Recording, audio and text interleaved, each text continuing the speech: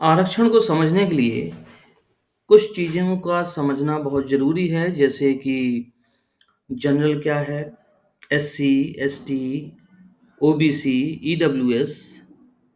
चलिए आइए समझते हैं। जनरल में सारी कैटेगरीज शामिल हैं। यानी जनरल का मतलब है कि जनरल में एससी भी है, एसटी भी है, ओबीसी भी है, ईडब्ल्यूएस भी है। तो ये सभी लोग जनरल में आते हैं।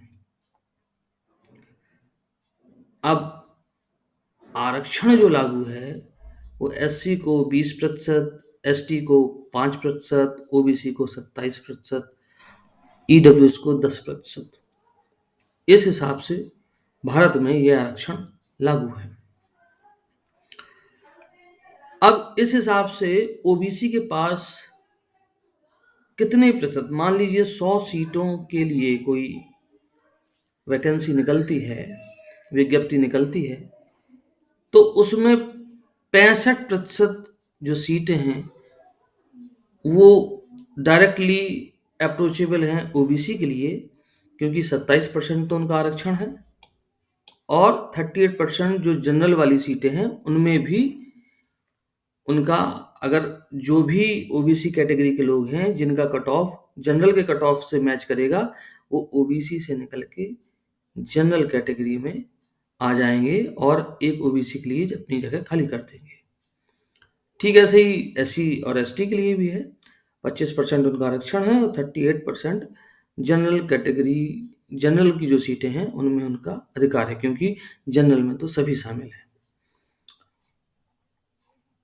तो इसमें जो हम डिस्क्रिमिनेशन की बात करते हैं वो किसके साथ होता है?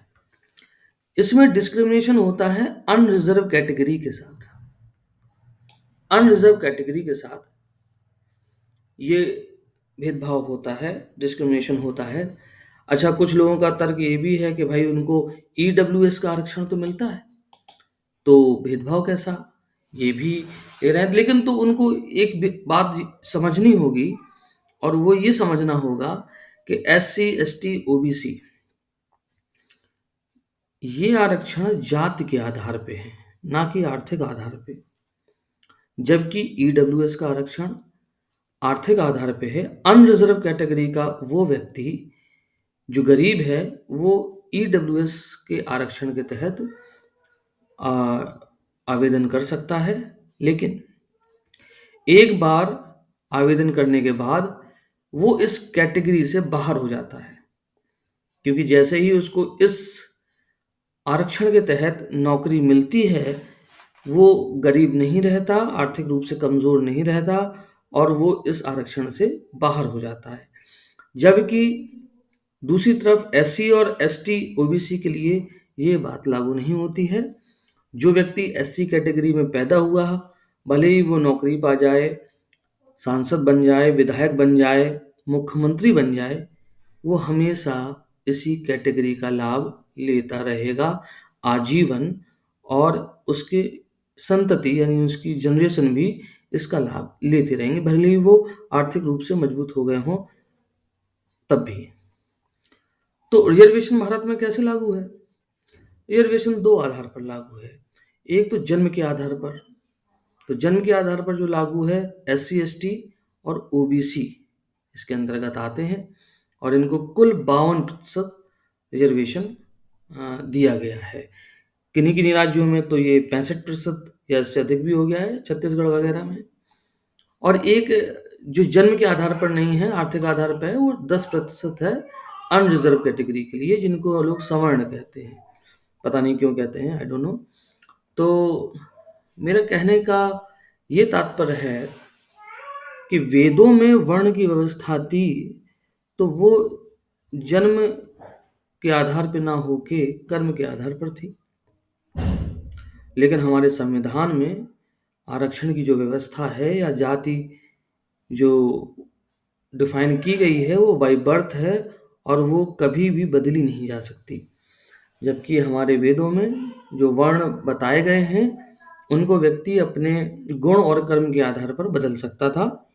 जैसे महर्षि वाल्मीकि का लोग उदाहरण देते हैं कि वो दस्यु थे, लेकिन जब उनको ज्ञान की प्राप्ति हुई और उन्होंने रिसर्च की, तपस्या की, तो फिर वो महर्षि हो गए और उन्होंने प्रथम संस्कृत रामायण भी लिखी।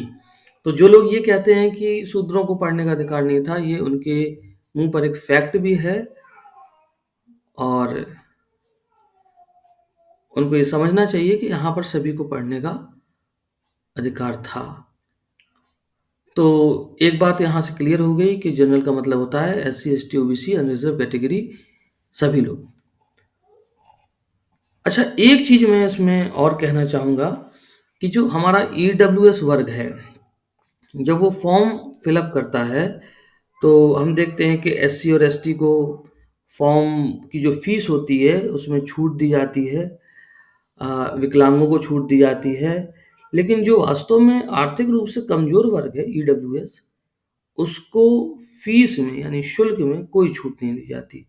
तो ये भी एक विडंबना है हमारे देश की कि आरक्षण तो आर्थिक आधार पर है और आर्थिक जो शुल्क है, जो पैसा है, उसमें कोई छूट नहीं है। ये भी एक हमारी विडंबना है और मैं चाहता हूँ कि सरकार तक ये बात पहुँचे और जो आर्थिक रूप से कमज़ोर वर्ग के लोग हैं, उनको आवेदन में जो शुल्क लगता है, उससे पूरी तरीके से छूट मिलनी चाहिए। वो इसके हकदार हैं। तो मित्रों, मेरे वीडियो को लाइक करें, चैनल को सब्सक्राइब करें और जो भी आपके विचार हों कमेंट बॉक्स में अवश्य दें। और अगर कोई नई चीज़ कोई मुझे बताना चाहे, प्लीज़ मुझसे शेयर करें। आपका बहुत बहुत धन्यवाद। शुभ रात्रि।